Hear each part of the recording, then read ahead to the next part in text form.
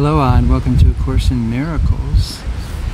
We're on lesson 131 of the Workbook for Students. No one can fail who seeks to reach the truth. And we've been seeking to reach the truth being the other world out there.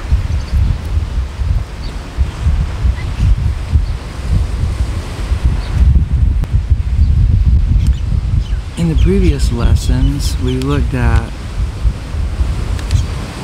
the idea that the world I see holds nothing that I want, and then beyond this world, there is a world that I want, and the idea that no one can see two worlds. So we've used our time to look at this world and decide that truly there is nothing in this world that we really want, because we've discovered that what we're really looking for is not to be found here. So we've been looking into the idea of letting go of this world in order that we may see a whole completely different world that we do want. And so we're seeking for the truth. Not illusions, not a false world, but the truth.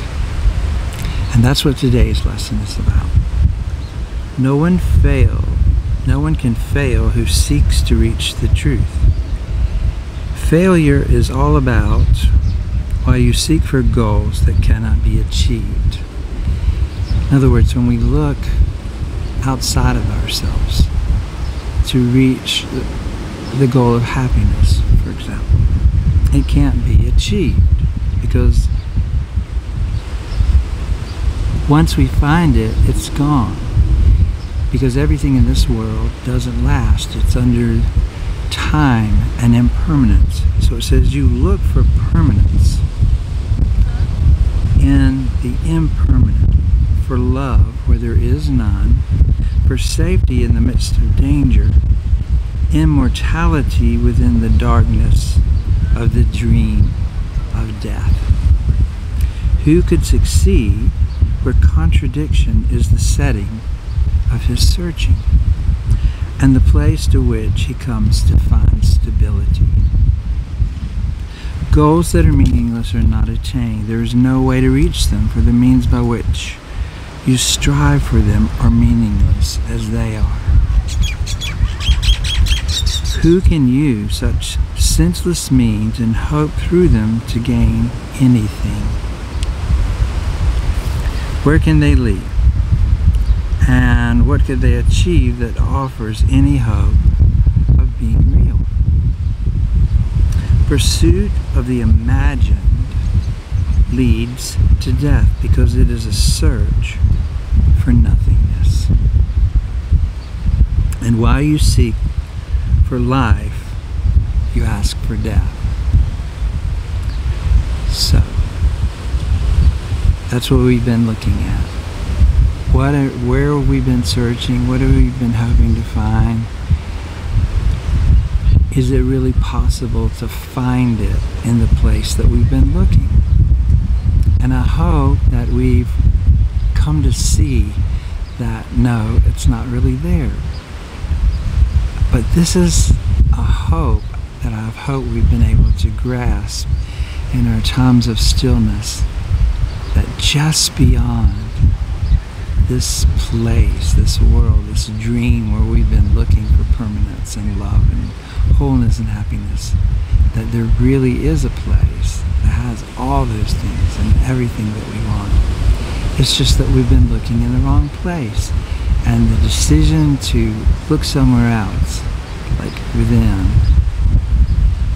is our decision to make. In fact, we've learned that there's only two decisions we can make between heaven and hell, between the real and the unreal, between the false and the true. So you look for safety and security, while in your heart you pray for danger and protection for the little dream you made. So what do you guys think about the little dream that you made and the little dream that I've made? we've been trying to hang on to it. We've been praying. This is it. We've been praying to hang on to it. We don't want to let it go. It's precious to us. Just like anything that you would make is, because you're the creator, it can become precious. Even though you hate it, it can still be precious. And that's what's happened with this world that we've made. It's become precious to it. There's things that we don't like about it, true, but there's also things that we are attached to. But in order to see the real world, in order to discover our true self, we have to let go of this world in order to see the real world. We have to let go of the world we made up that has become precious to us. And it has to be something that doesn't feel like sacrifice or that we're being coerced to do. So that's why the Spirit, Jesus, is gently leading us with the Holy Spirit, with Jesus, to take a look at this world we made and to really ask again,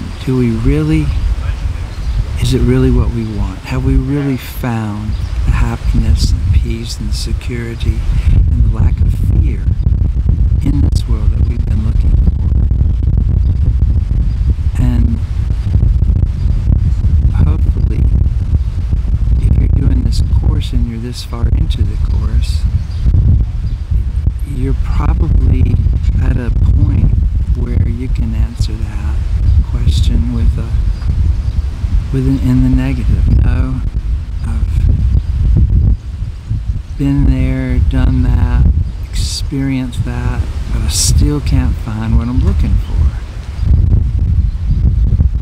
But the ego definitely is going to tell you, well, it's there, you're not looking hard enough, or it's around the next corner, don't give up. All these things to remind us of the happiness that we did have. It'll bring up the good memories and try to suppress the bad memories. But we will continue to search, because that's what this place is all about. It's all about searching and looking. The ego's motto, seek but do not find. Searching is inevitable here. For this you came, and you will surely do the thing you came for. But the world cannot dictate the goal for which you search unless you give it the power to do so. Otherwise, you still are free to choose a goal that lies beyond the world and where worldly thought, and one that comes to you from an idea relinquished, yet remembered. This idea of beautiful, utopian world. Something old yet new, an echo of a heritage for God. It's still with us. That's why we keep looking. We find something, but we know it's not it. This is not it. Yet holding everything, this world that we really want. We have an idea, the Course says, that it's there to be found. We remember it somehow. Some ancient, forgotten memory that's just barely enough there to let us know that this is not heaven. So, the Course encourages us to be glad that search you must. Be glad as well to learn that you search for heaven. That's what we're looking for. And you must find the goal you really want. No one can fail to want this goal and reach it in the end. God's Son cannot seek vainly. Though he try to force delay, deceive himself, and think that it is hell he seeks. When he is wrong, he finds correction. When he wanders off, he is led back to his appointed task. No one remains in hell, for no one can abandon his Creator, nor affect his perfect, timeless, unchanging love. So that unchanging love of our Creator is what keeps us searching. We have it. The Holy Spirit is the memory of that love, the love of the Father, the unconditional love. And we will find it, every single one of us. Maybe it'll be today. Maybe it'll be in this lifetime. But we will find it. We will. It calls to us. No one remains in hell, for no one can abandon his Creator nor affect his perfect, timeless, unchanging love. You will find heaven. Everything you seek but this, heaven, will fade away. Yet not because it has been taken from you. It will go because you do not want it anymore. You will reach the goal you really want as certainly as God created you in sinlessness. Why wait for heaven? It's here today. Time is the great illusion. It is past, or it is future. Yet this cannot be if it is where God wills his Son to be. How could the will of God be in one's past, or yet to happen in the future? What he wills is now, without a past, wholly futureless. It is far removed from time, as a tiny candle is from a distant star, or what you choose from what you really want.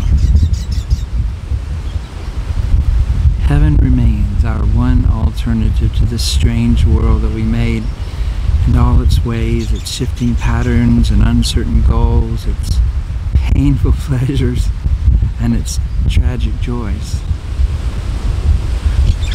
God made no contradictions.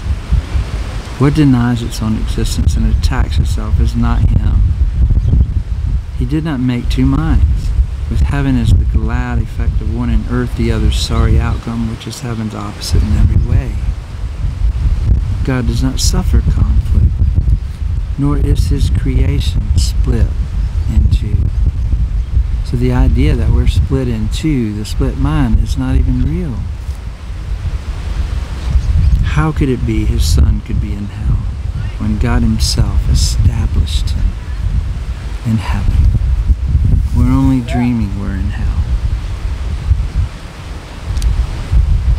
Could he lose what the eternal will has given him to be his home forever? Let's not try longer to impose an alien will on God's single purpose. He is here because he wills to be, and what he wills is present now, beyond the reach of time. So basically it's saying,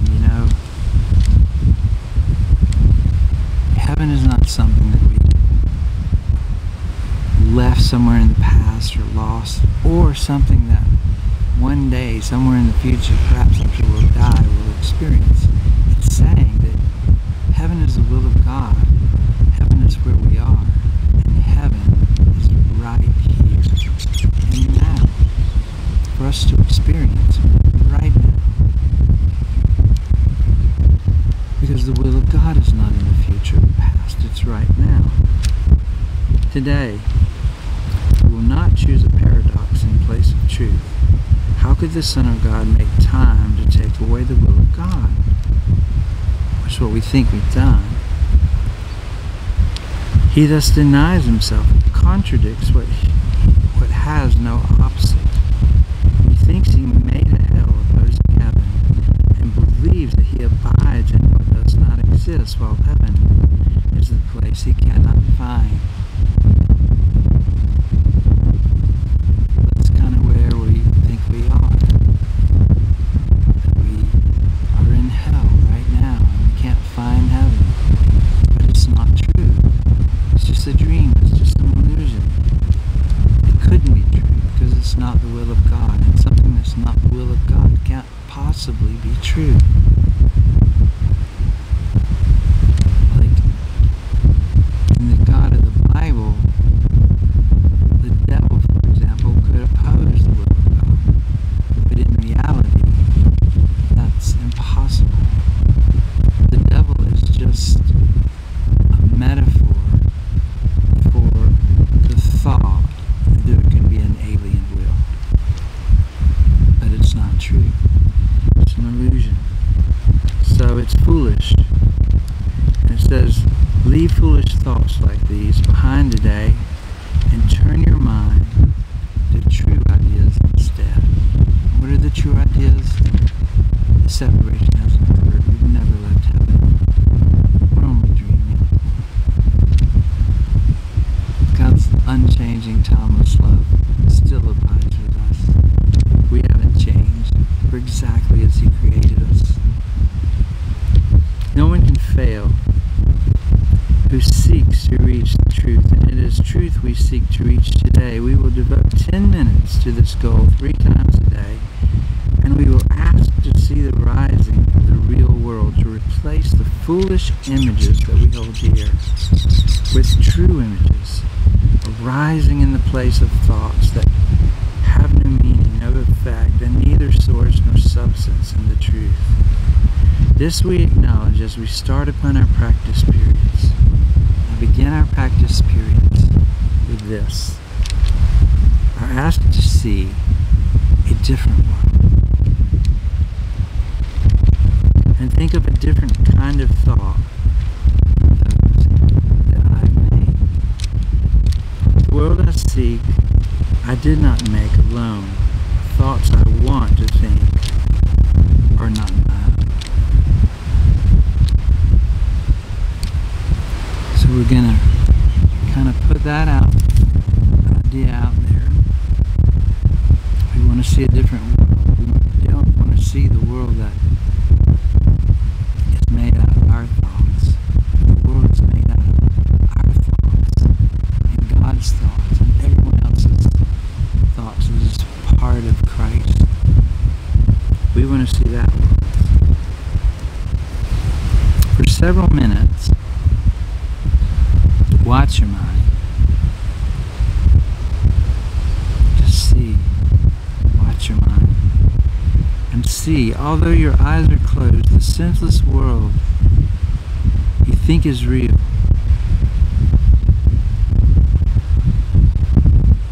So we're going to look at this world. And I want to say a little something about the use of metaphors in this A Course in Miracles. When it's constantly it's trying to use languages. It's like parables where Jesus would say, the kingdom of God is like, and he would give some, it's like a man who was sowing a field. But these metaphors that the Course uses, like closing your eyes and seeing a door, they're using the door as a metaphor. It's so you're not really literally looking for a door necessarily, but the door represents an entrance into the real world. So that's what we're really looking at in our mind. At least that's what the way I experience it. I don't really think it's talking about a literal door. But if that works for you, go for it. But for me, picturing a literal door didn't really help, but letting the door represent the idea of entering into a new perception of the world.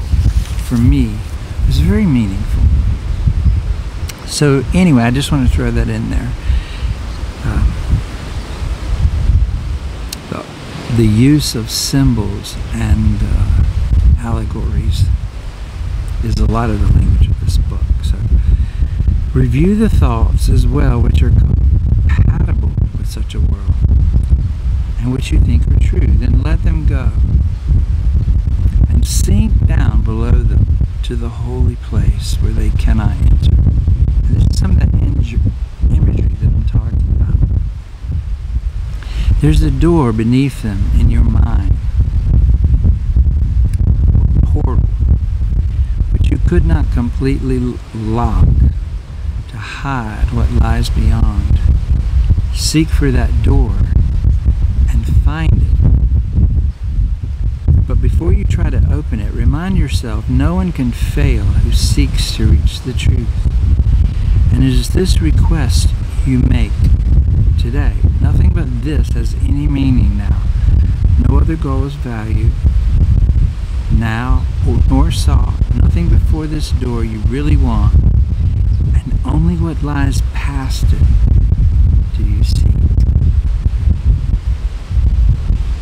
Put out your hand and see how easily the door swings open with your one intent to go beyond it. So it's going to be really easy.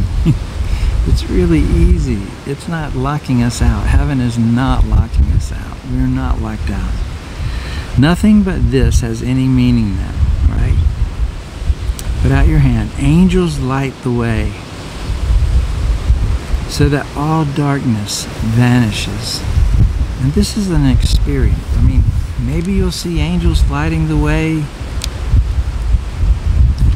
Personally, I don't really see it. To me, the angels are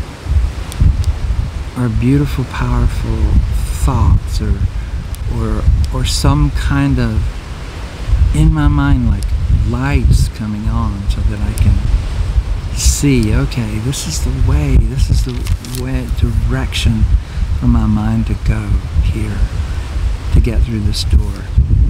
That's how I see it. But I mean, you may see really literal angels, and that's cool. That's wonderful. But if you don't, try letting the angels be metaphors for something coming into your mind, bringing understanding. This is what light is. Like, oh wow, now I see, now I get it. Oh yeah, I'm supposed to let go of this thought. I'm supposed to not strive, but to just be still and let this happen. Things like that. Little thoughts. So angels light the way so that all darkness vanishes, and you are standing in a light so bright and clear that you can understand all things you see. See, understand. You start to understand. This is the angels lighting the way. Everything you see, you're understanding it. A tiny moment of surprise, perhaps, will make you pause before you realize the world you see before you in the light reflects the truth that you knew and did not quite forget in wandering away in your dreams. You cannot fail today. There walks with you the Spirit heaven sent you, that you might approach this door someday and through His aid slip effortlessly past it.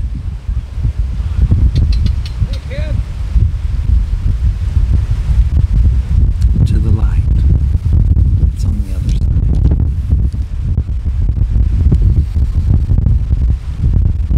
Today, that day has come. Today, God keeps His ancient promise to His Holy Son, as does His Son remember His to Him. This is the day of gladness, for we come to the appointed time and place where you will find the goal of all your searching here, and all the seeking of the world, which end together as you pass pass beyond the door. Remember often that today should be a time of special gladness, and refrain from dismal thoughts and meaningless laments. You know, don't let that cloud of gloom and regret get in the way of what's happening. This is a day to be glad. This is a wonderful day. We are entering through the door into this new world, heavenly world, perfect.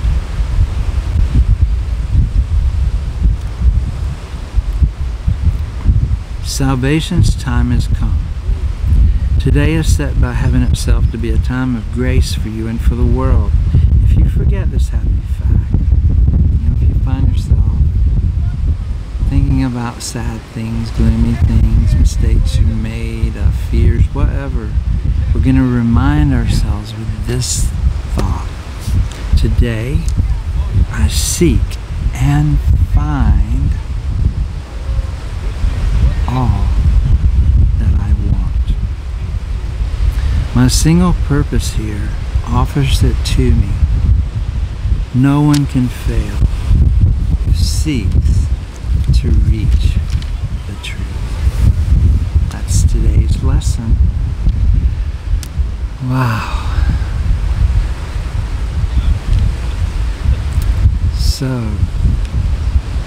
in the name of God and your name and my name too, may we find that door today and effortlessly enter into the new world through it. Bless you, and I'll see you